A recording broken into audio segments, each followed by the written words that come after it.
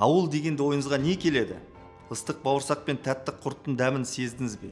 Әлде ақтөстің үргені мен қорадағы февральканың мөңірегенін естідіңіз бе? Мүмкін интернетке қосыла алмай, ағаш басында отырғаныңыз есіңізге түсті ме? Бүгінгі курсымыз ойыңызды басқа арнаға бұрады. Мы расскажем, как принимать туристов на селе и на ферме, что для этого нужно и как составлять увлекательную программу для гостей.